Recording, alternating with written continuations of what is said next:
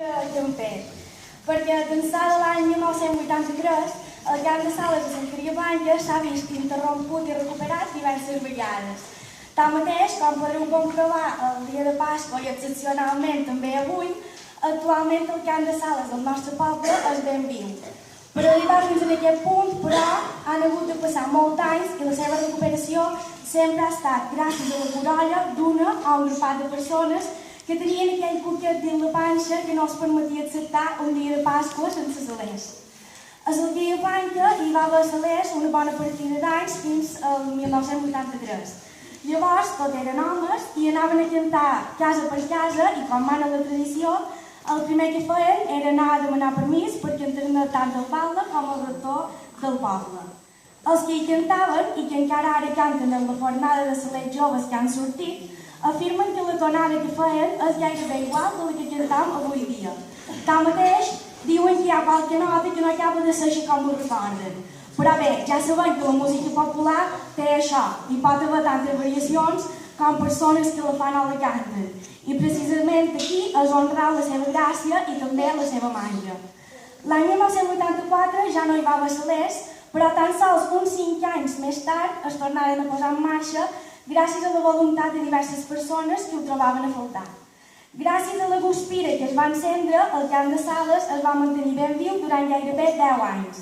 Els salers així donaven vida al poble fent la capta de panades i passat Pasqua es feia el tradicional ball de salers.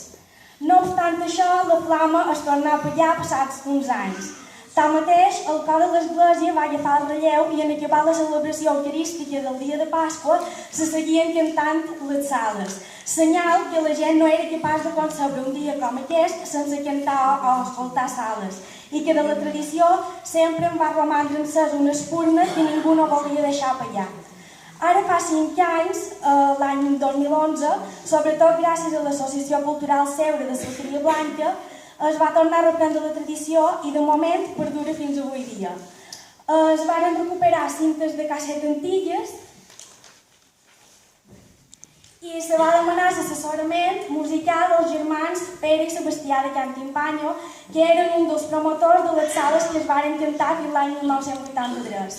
Possiblement el cant de sales actual no és exactament igual del que es cantava aleshores i s'han canviat alguns detalls per tal de donar-li un ritme més quadrat. Atès que no hem d'oblidar que la majoria de músics que hi tocaven antigament no havien estudiat solfeig i molts d'ells ho tocaven d'oïda i segurament més d'una vegada varen improvisar. Una de les diferències més notables és que actualment ja no es canta les sales anant casa per casa, sinó que en haver acabat la missa davant l'església, demanant permís per cantar sales pel poble, tant el capellà com el balde o la batlessa, com mana la tradició, i tot seguit anàvem a cantar per diferents comerços del poble. Així, l'esperit de gresca dels salers amb la seva canya per bandera impregna tot Sant Carriablanca un dia tan festiu com és el dia de Pasqua.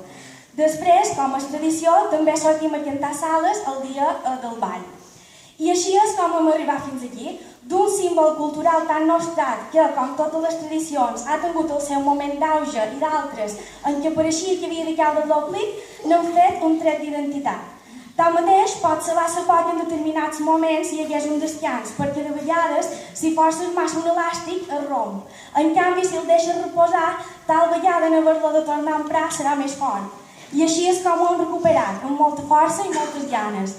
És igual si ets jove o vell, si cantes més bé o més malament, perquè les sales són per fer poble, per celebrar l'alegria del dia de Pasqua i transmetre-la.